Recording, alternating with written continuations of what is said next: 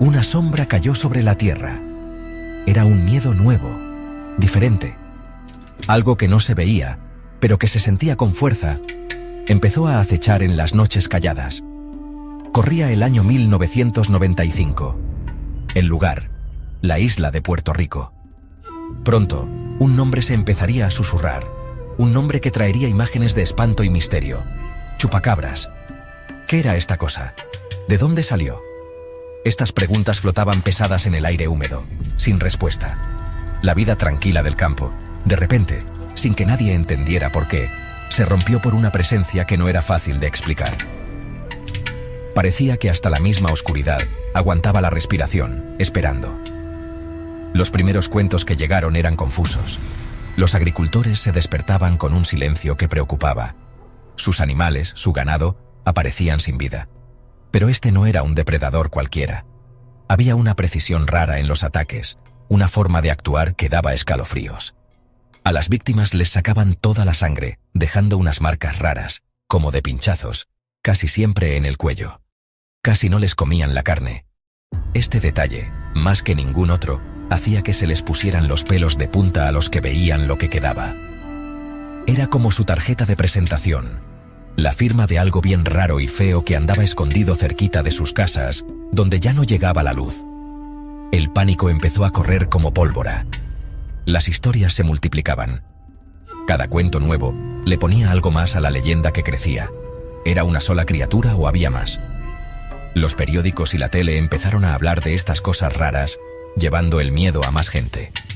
La palabra chupacabras se hizo conocida en todas las casas. Era un nombre que salió de lo que decían que comía este ser, un nombre que describía perfecto lo horrible de los ataques. El mundo estaba por conocer este misterio del Caribe. Un misterio que por muchos años iba a gustar y asustar a la vez. Las autoridades no sabían qué pensar. Los veterinarios y la gente del gobierno no tenían explicaciones fáciles.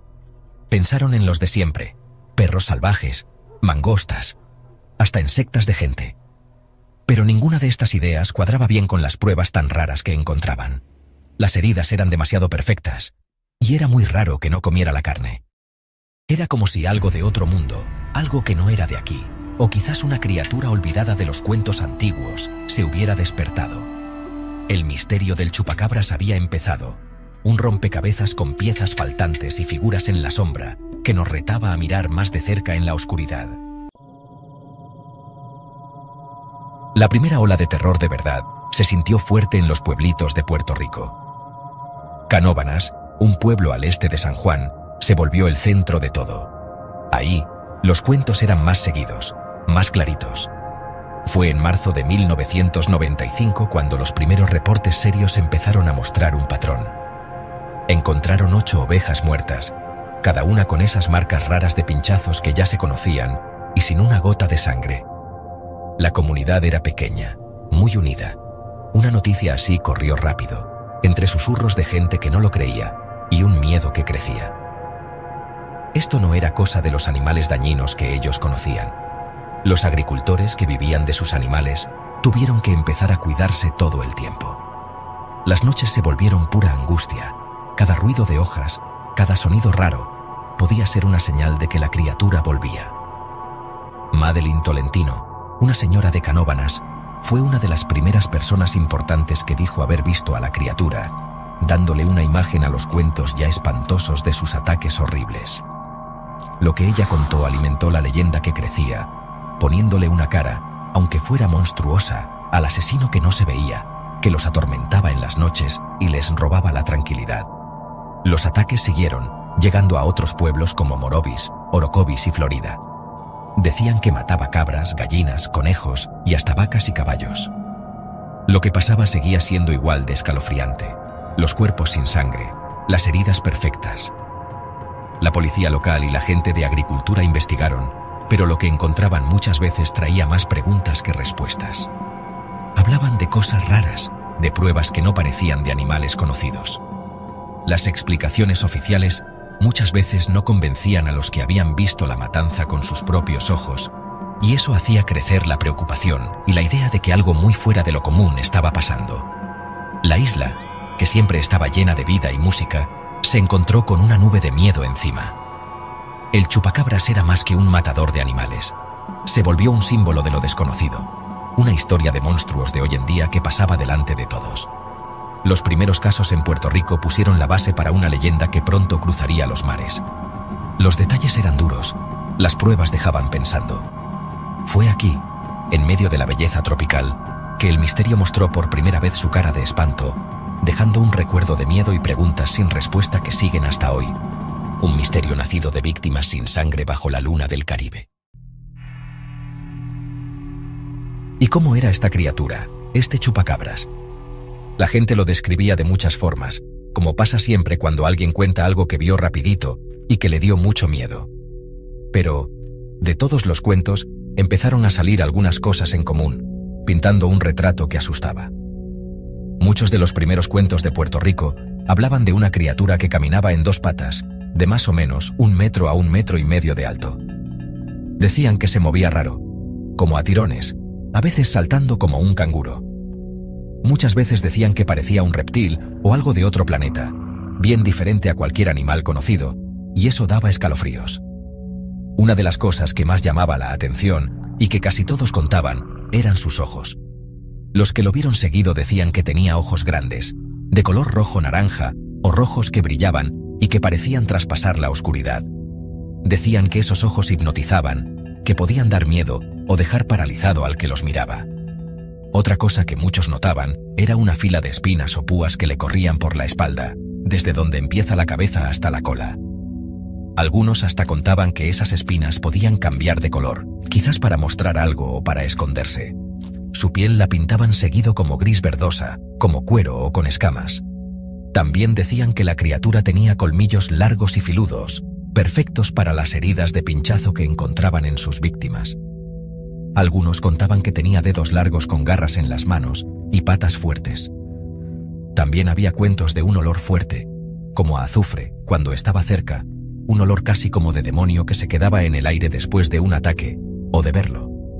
Este detalle del olor le ponía otra capa de rareza que inquietaba a los encuentros, haciendo la experiencia todavía más fuerte y espantosa para los que decían haber estado cerca.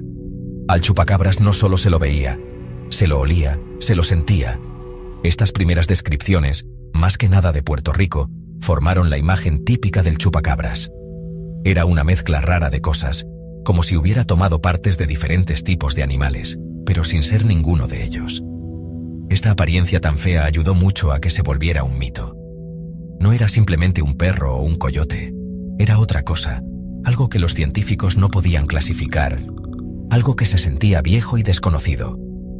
El retrato que pintaron estos primeros testigos era el de un verdadero monstruo, una criatura que parecía hecha para esconderse y dar miedo, perfecta para su tarea horrible. La fuerza de la leyenda del chupacabras viene de los cuentos de la gente que dice que lo vio con sus propios ojos. Estos testimonios, llenos de emoción pura y detalles bien claritos, son lo que le da vida al misterio. Lo que le pasó a Madeline Tolentino en Canóvanas, Puerto Rico, sigue siendo una de las primeras veces que se cuenta que alguien lo vio y de las que más se habla. Ella describió una criatura como de 1,20 metros de alto, con piel gris oscura, ojos negros grandes que le llegaban a los lados de la cabeza y una fila de espinas en la espalda. Dijo que lo vio cerca de su casa, una visión de espanto que se le quedó grabada para siempre en la memoria y que se volvió una parte muy importante de la leyenda. Otro de los primeros que lo vio, Michael Negrón del mismo pueblo, contó que vio una criatura igualita a la que describió Tolentino. Dijo que trató de meterse a su casa.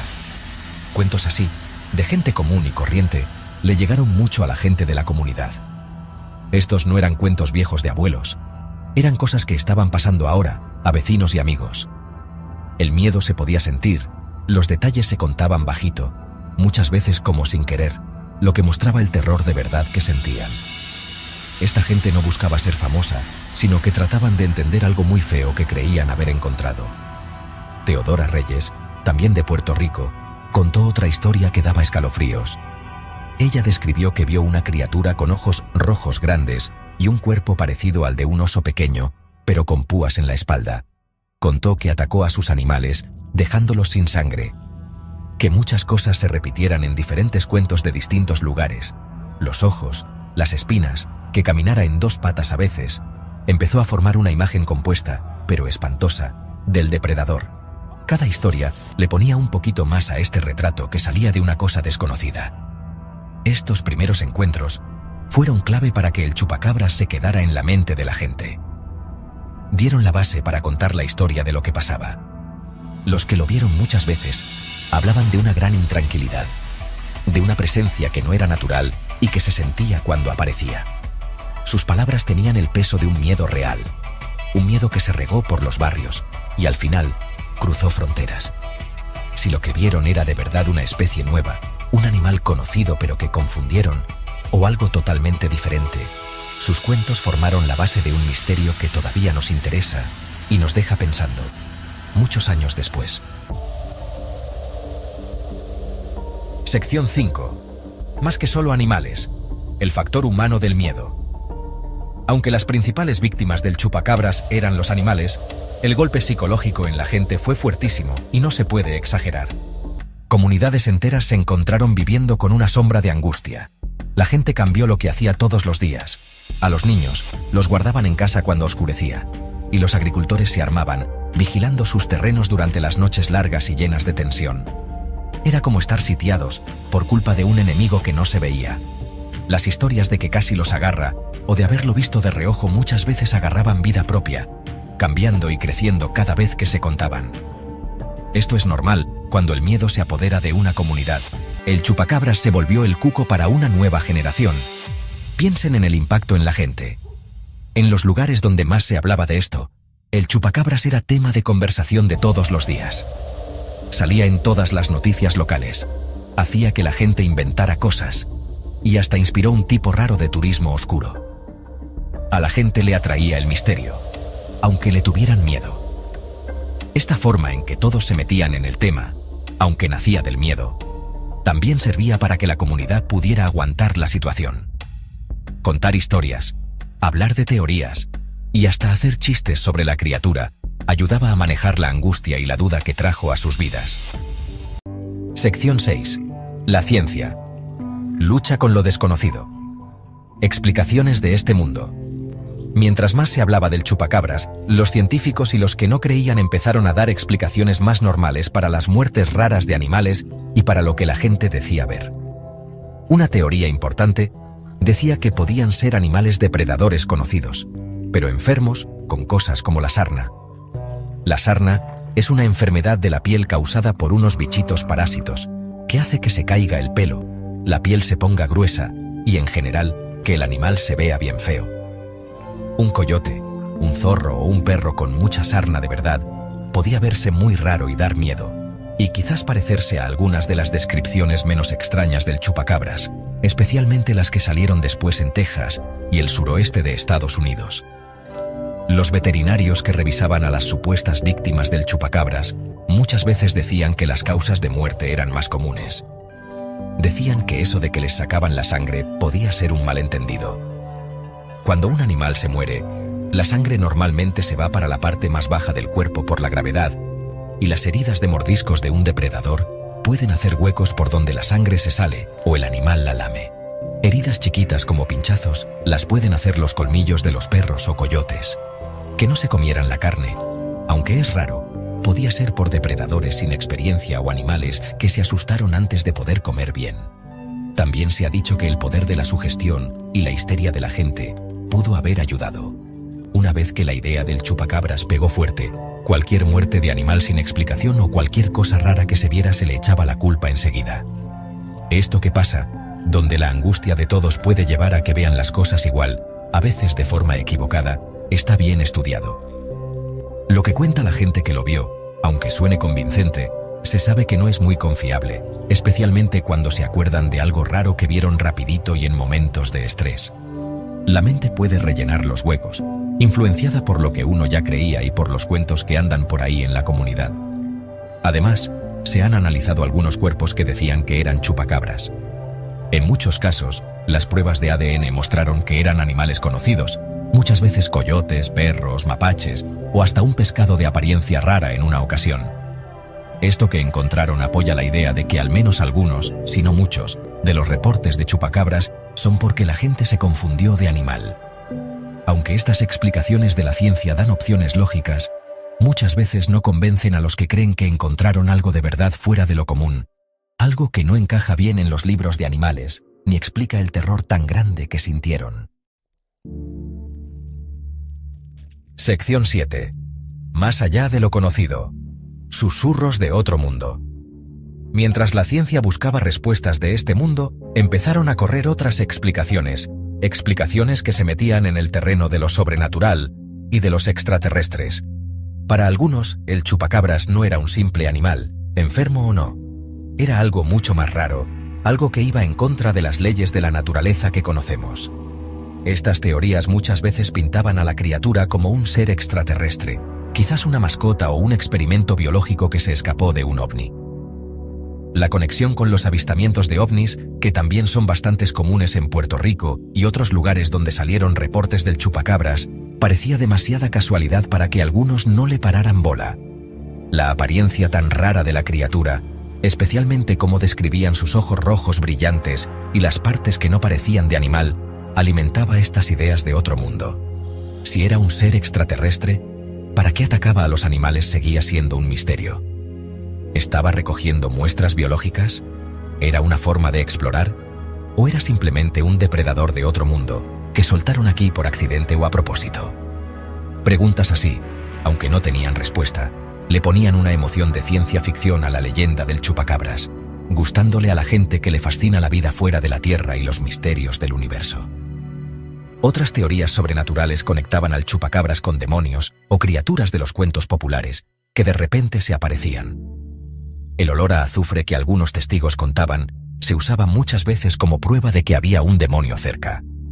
Visto así, los ataques no eran solo para comer, sino quizás parte de algún plan más oscuro, como un ritual.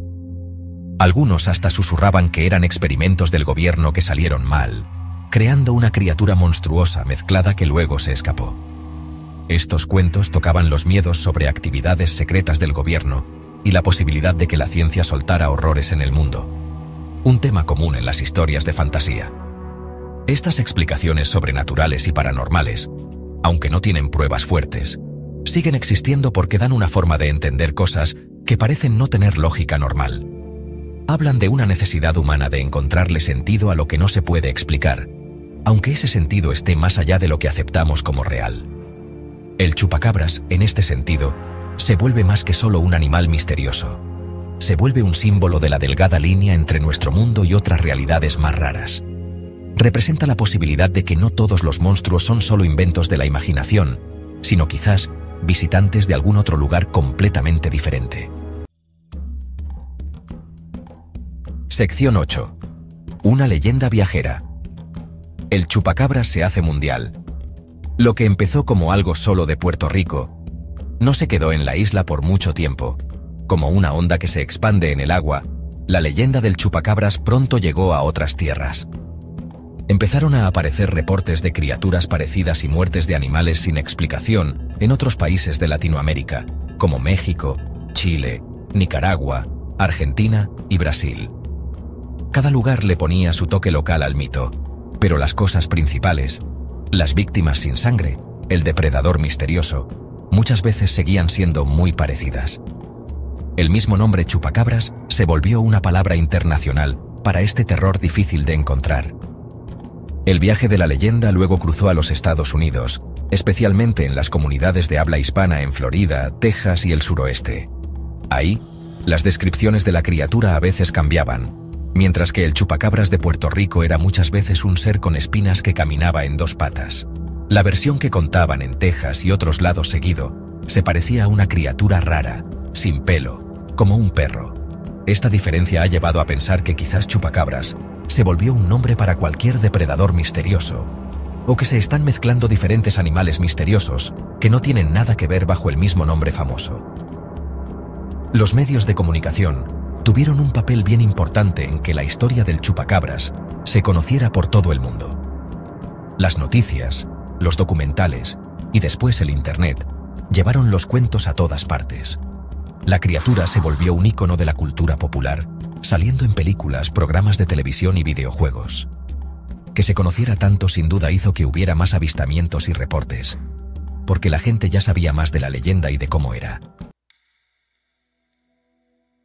Sección 9. El eco del chupacabras. ¿Por qué sigue el misterio? Han pasado décadas desde que los primeros reportes del chupacabras asustaron a la gente de Puerto Rico. Pero el misterio sigue ahí. ¿Por qué este animal misterioso en particular sigue agarrando tan fuerte nuestra imaginación, incluso cuando muchos supuestos avistamientos se han desmentido o explicado? La respuesta seguro está en varias cosas juntas. El miedo básico a lo desconocido, lo que atrae del misterio, y quizás un deseo profundo de creer que nuestro mundo todavía tiene maravillas o terrores sin descubrir. El chupacabras es más que un montón de cuentitos, es un mito de ahora. Que la leyenda siga viva habla de cómo nos fascinan las criaturas que no se pueden explicar fácil.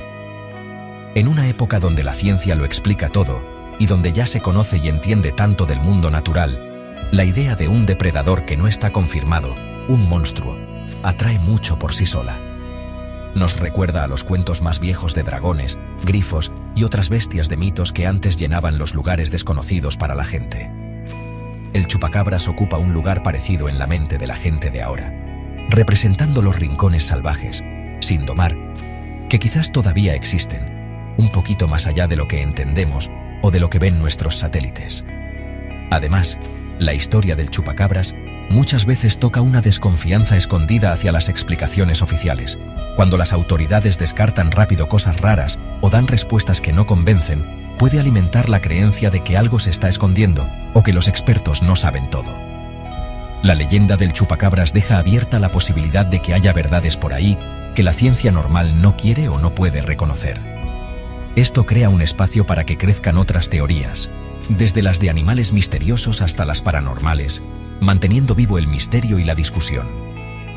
Al final, el chupacabras sigue porque es una historia fuerte. Tiene todos los elementos de un cuento de terror clásico, un monstruo misterioso, cosas que no se pueden explicar y una sensación de miedo que está en todos lados.